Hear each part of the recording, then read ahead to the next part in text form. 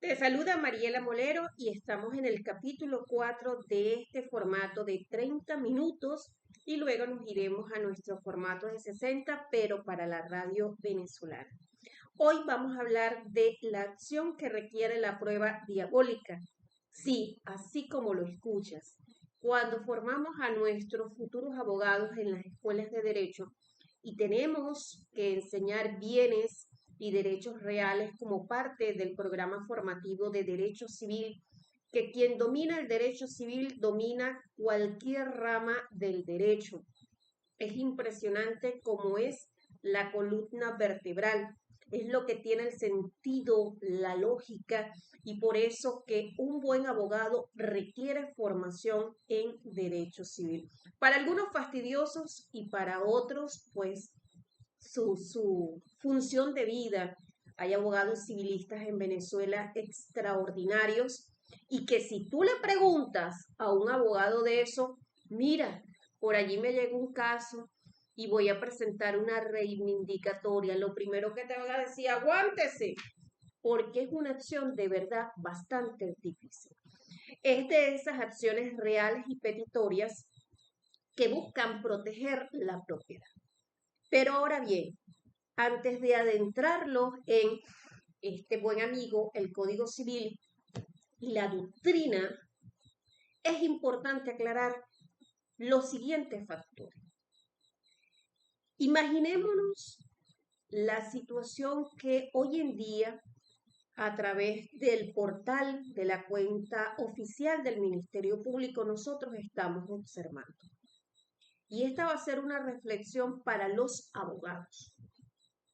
Cuando nosotros tengamos un caso, por ejemplo, yo actualmente estoy manejando un caso de sustracción de un niño y violación de un régimen de convivencia.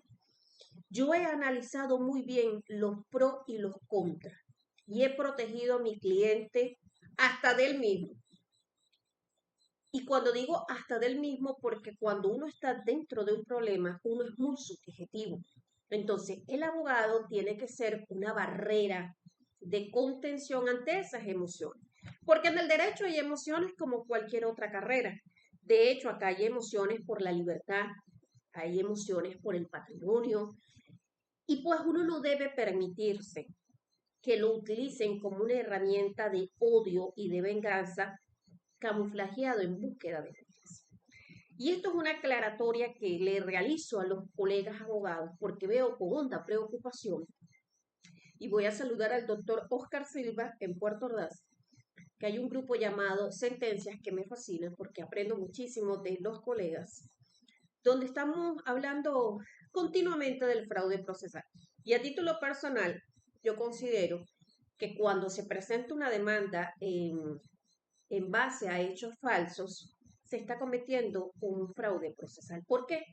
Porque se está utilizando maquinaciones no existentes, irreales, imaginarias, porque no son exageradas, son irreales.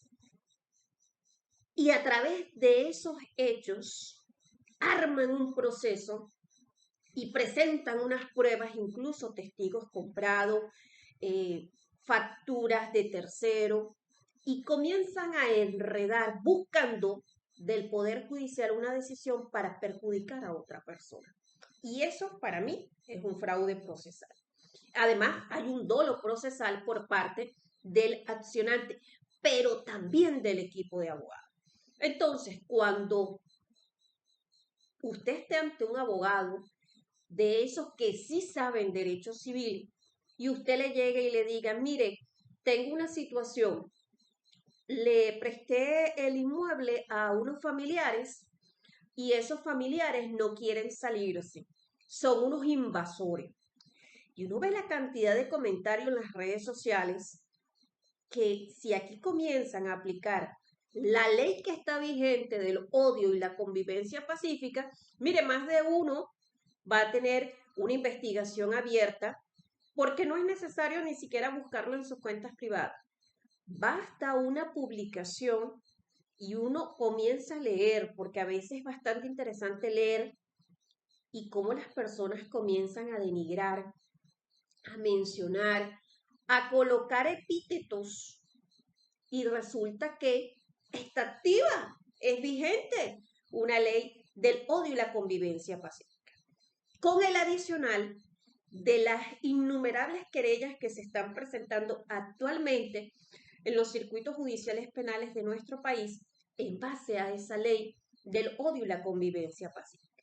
Así que yo les recomiendo ser muy prudente en el manejo de sus redes sociales y también de lo que comentan. Porque cuando usted hace un comentario, ese comentario, a través de todas las pruebas electrónicas que se puede con los manuales y los protocolos debidos, es plena prueba para presentar una querella en un circuito judicial penal de nuestro país. Entonces, cuando a usted le llegue, perdón, esa persona y le diga, le presté el inmueble a unos familiares y no me lo quiere devolver. ¿Cuál es la solución a eso? Primero, la solución, usted se lo prestó ¿en qué condiciones? Bueno, se los presté porque ellos no tenían dónde vivir, me une un vínculo familiar, consanguíneo. ¿Cómo ellos han mantenido la propiedad? Bueno, ellos se hacen cargo de los gastos. ¿Está en buen estado la propiedad? Pregunta. ¿Sí o no? ¿Tiene contacto, comunicación fluida? Bueno, vamos a hacer una reunión con carácter extrajudicial. Ya se le escuchó a usted, vamos a escuchar a la otra parte para ver si los podemos sentar y podemos llegar a un arreglo extrajudicial. Y ese arreglo, pues, tiene fuerza entre las partes y en dado caso, pues, que no haya la entrega, allí sí recurrimos a la vía judicial. ¿Por qué?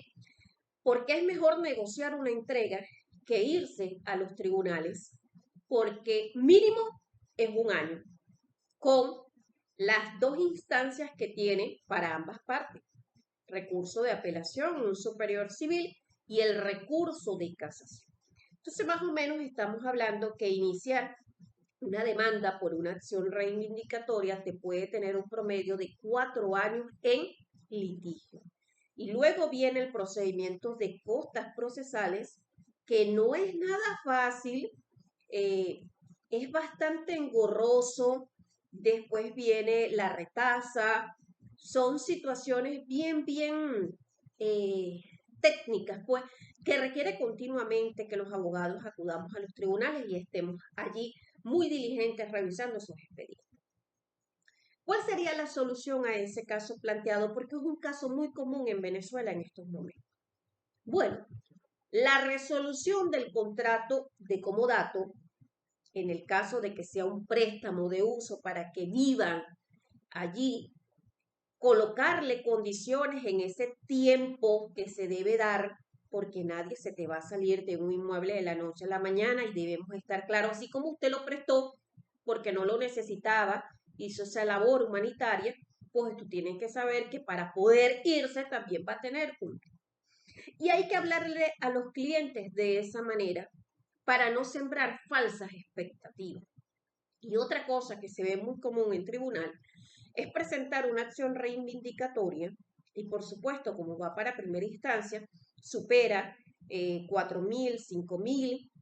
Por lo general, ese tipo de demanda siempre está en euros porque es una moneda que siempre está con un porcentaje por encima del dólar y conforme al artículo 38 de nuestro Código de Procedimiento Civil, pues hay que hacer la estimación de aquellas demandas en razón del dinero y se utiliza la moneda de mayor valor para el día de la presentación de esa demanda conforme a la tasa fijada por el Banco Central de Venezuela. Si no ocurre el cumplimiento de ese acuerdo extrajudicial, ¿a dónde debemos recurrir? Pues a la vía jurisdiccional a través de la resolución de ese contrato de comodato. En el caso de que hayan arrendamientos, ya sea un contrato verbal o escrito, ¿ok? Porque hay mucha gente que dice, no, yo no tengo contrato con ellos, eso fue de boca, eso también es un contrato. Y tiene el arrendatario como demostrar el pago de esos cánones de arrendamiento. Entonces hay un procedimiento administrativo previo conforme a un decreto ley que se debe cumplir. Pero estoy escuchando con suma preocupación abogados penalistas que dicen, no, si debe 3, 4 meses, eso es un invasor. Y resulta que se está utilizando el Ministerio Público como estrategia para poder resolver situaciones de naturaleza civil por la vía penal porque es más expedita. Ejemplo, hay gente que primero activa la vía civil y se da cuenta que el proceso no es tan fácil y tambalean las pruebas y nota pues el equipo de defensa que, oye, estamos perdiendo. Entonces van al Ministerio Público, inventan unos hechos para dar lugar a una orden de inicio de investigación y tratar de buscar el desalojo de esas personas o ese grupo familiar, sin considerar que así como esto tiene una cara, también tiene otra cara. Imagínense tan solo que esa investigación arroje que los hechos no revisten carácter penal y haya un sobreseimiento en sede fiscal ratificado por un tribunal de control penal. Con ese sobreseimiento, ese fiscal del Ministerio Público puede iniciar una investigación en contra de ese denunciante por haberle simulado un hecho con él. Y con ese mismo sobreseimiento en copia certificada que tiene la validez de un documento público, ese denunciado que ya fue sobreseído puede presentar una querella penal cuantiosa y se pueden solicitar medidas contra los bienes muebles e inmuebles de ese denunciante malicioso, pernicioso, y se le complica la vida a la persona porque un abogado le dijo, vamos a ir para que te ampare la misión porque vamos a colocar el escenario, es una persona de la tercera edad. Y luego esa persona de la tercera edad le dé un compromiso de salud porque evidentemente no es abogado y no conoce este mundo, y le diga, pero es que ella va, yo veía por las redes sociales y el abogado fue el que me orientó, de hecho me asistió en la denuncia y fue el que me asistió en la demanda y se dé cuenta que los abogados contratados no hicieron una buena defensa, porque una buena defensa tiene que tener resultados y los resultados no pueden ser un tablazo en cada instancia a la cual acude. ¿Cuál es un litigio estratégico exitoso? Si la búsqueda a través de esas acciones es recuperar la posesión del inmueble, porque cuando estamos en este tipo de situaciones, me quieren robar la propiedad. Primero, las propiedades no se roban. Aun cuando el derecho de propiedad se respeta, recuérdense que existe el procedimiento de expropiación por causa de utilidad pública o interés social. Y en Venezuela fue muy común el momento que estaba vivo el señor presidente Hugo Chávez.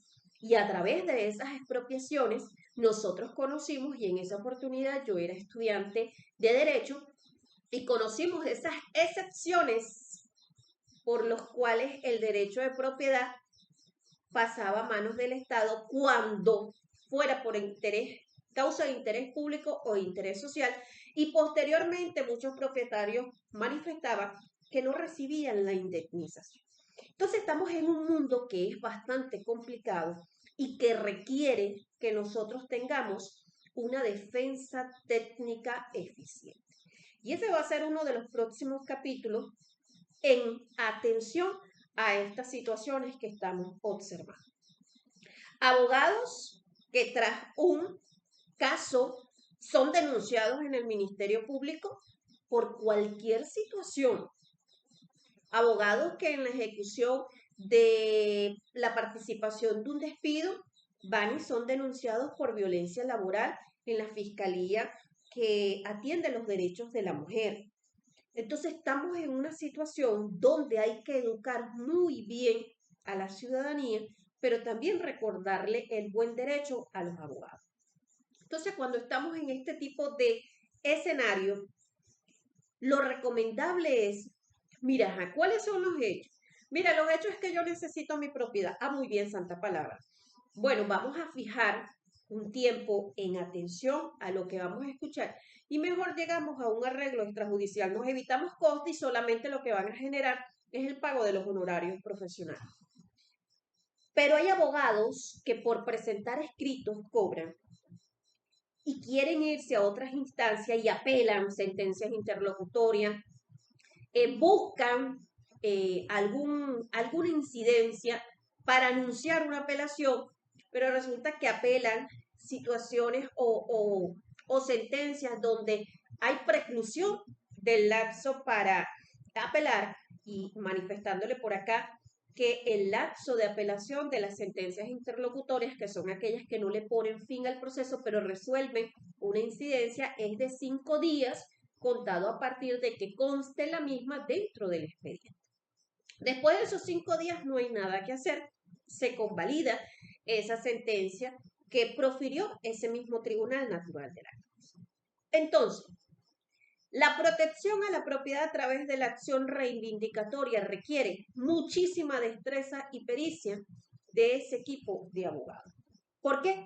Porque si bien la reivindicatoria lo que va a reivindicar, como dice la palabra, que usted es el legítimo propietario y busca el desalojo, porque la misión es buscar el desalojo, hay 4 requisitos concurrentes mediante decisiones que al paso del tiempo se han mantenido y están vigentes.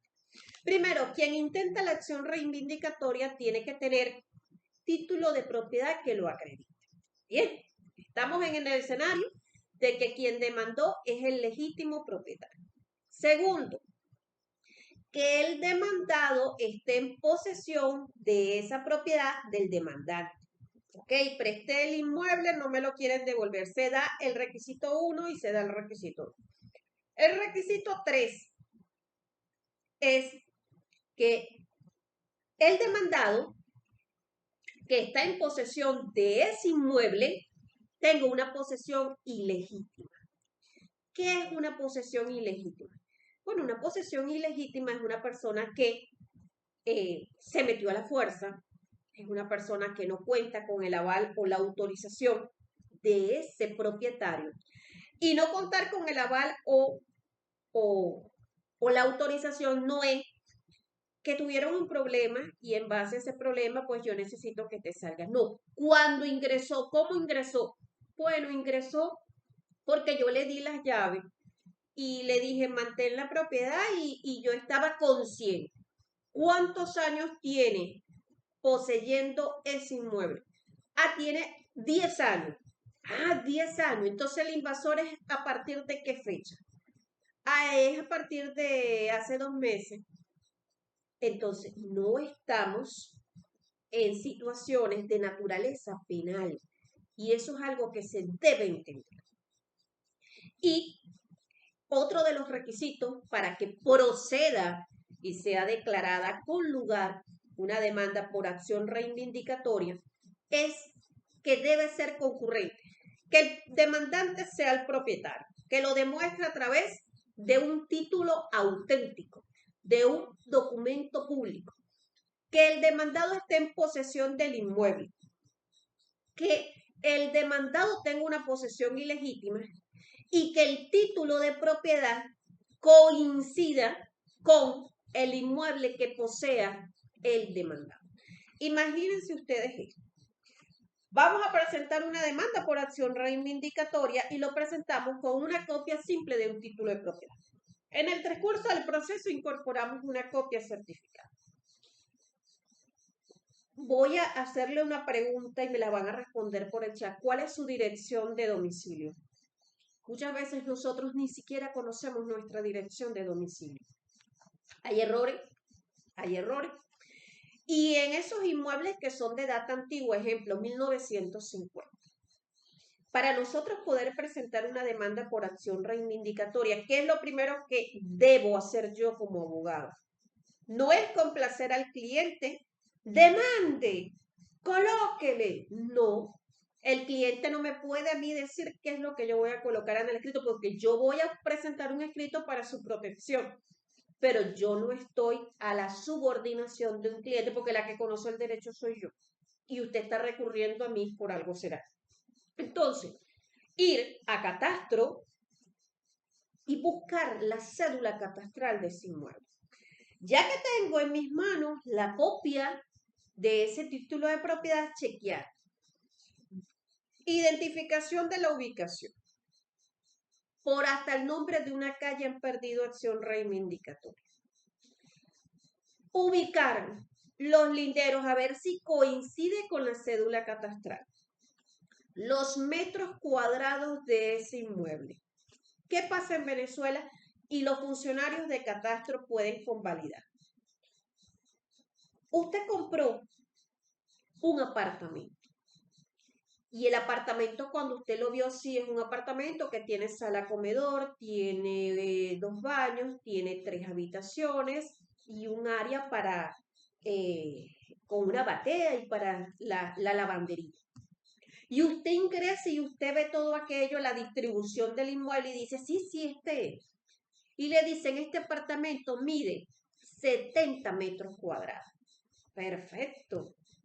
¿Usted midió ese apartamento antes de comprarlo? No, usted no lo midió.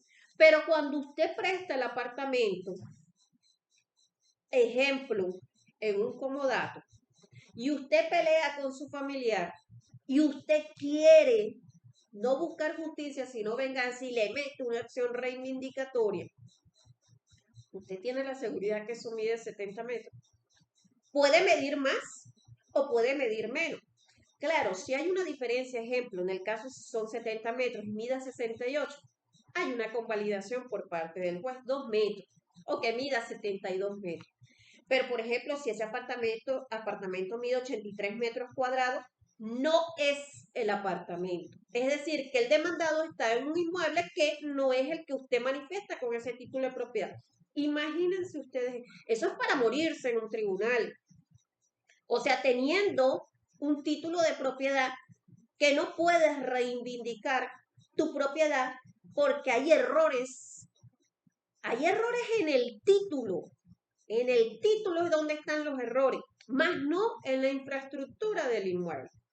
Porque cuando se practica, ejemplo, una experticia, y la experticia tiene que ser conforme a el Código Civil y al Código de Procedimiento Civil, y acá, por ejemplo, a partir de el 1422 al 1427 es la norma rectora que marca al Código de Procedimiento Civil para esta prueba, que es la prueba reina en la acción reivindicatoria. Y usted encuentra que esa experticia no se la practicaron expertos, sino prácticos, y que la otra parte comienza a atacar ese informe y le dice impugno porque no se cumplieron el Código Civil, Código de Procedimiento Civil, no cumple con los manuales, los estándares internacionales básicos para la prueba de experticia, y en el argot del derecho se explota a ese práctico. Y resulta que hoy por hoy estamos viendo muchos expertos que son inexpertos de lo que están diciendo en un tribunal. Y uno observa, mira, pedí un pequeño plano croquis con dirección, es decir, la ubicación, y utilizan un GPS. No me describen el GPS. Nulo de nulidad absoluta. Yo necesito saber con qué usted midió. No con un GPS, no es con un GPS. Dígame, ¿a quién pertenece ese GPS? ¿A catastro o al práctico? ¿Cuáles son los credenciales de ese experto o práctico? No, él es un ingeniero agrónomo que está trabajando agrónomo trabajando en catastro. Si fuera un ingeniero civil, ok. El metro. Hay que ver el metro antes y durante. Y tiene que por lo general ir 2 expertos para que hagan la medición. Y los linderos deben coincidir. Y si no coincide un lindero, hay riesgo que no coincidan ninguno. Y deben coincidir en esos metros cuadrados que indica el título de propiedad. Es decir, que el título de propiedad que se presenta es una acción reivindicatoria. El abogado que ejerce una buena defensa debe presentar el libelo de la demanda con copia certificada del título de propiedad, cédula catastral, certificación del lindero. Y todo eso ¿por qué? Porque hay errores en los mismos. Ejemplo, que hayan hecho a lo largo de los años modificaciones a la estructura. Y cuando vaya al tribunal y diga, no, son 3 habitaciones y resulta que hay 4 habitaciones porque hicieron una ampliación. No, pero en el título dicen que son 3 y aquí hay 4, entonces no es el inmueble. Mire, y así pierden las acciones reivindicatorias en Venezuela. Yo he conocido casos de verdaderos legítimos propietarios estar destrozados emocionalmente y financieramente porque no hayan cómo se le explica a una persona que está ajena al mundo del derecho que haya perdido un litigio de esa envergadura porque el título de propiedad tiene errores. Y hay mucha gente con títulos de propiedad con errores. Pero cuando se interpone este tipo de demanda, usted tiene que verificar todo esto que yo le estoy manifestando. Y se lo estoy manifestando de manera gratis, porque por allí hay muchos equipos de abogados que por cobrar, no voy a, 20, 30 dólares por hacer escritos, por demandar, prostituyendo la profesión, meten en un paquete a un ciudadano. Y luego, como usted no supo manejar sus emociones y usted no pudo negociar con esa persona le va a exigir costas procesales.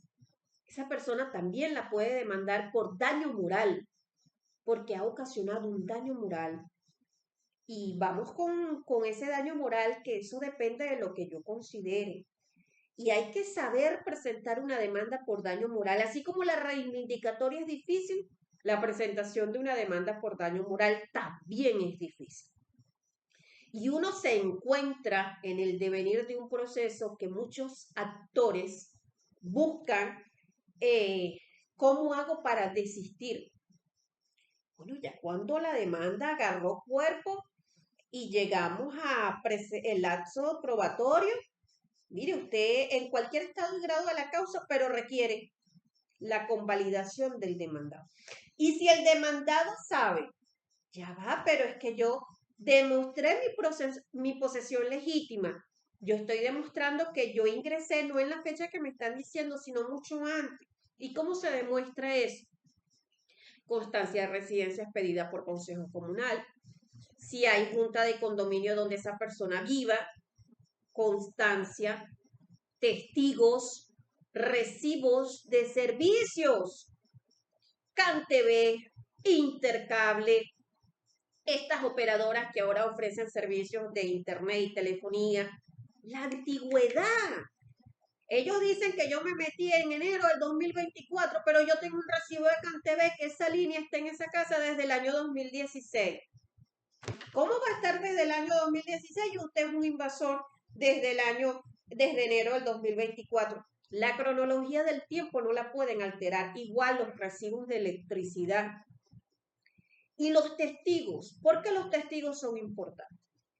Porque es el testigo el que conoce la dinámica comunitaria. Vimos a esa familia llegando con pinturas, con mercados, participan, caminan, hacen ejercicio. Es mi vecino el que le pide una brocha para pintar. Los vecinos se conocen. Recibe el CLAN, están registrados en las misiones del gobierno a través del carnet de la patria.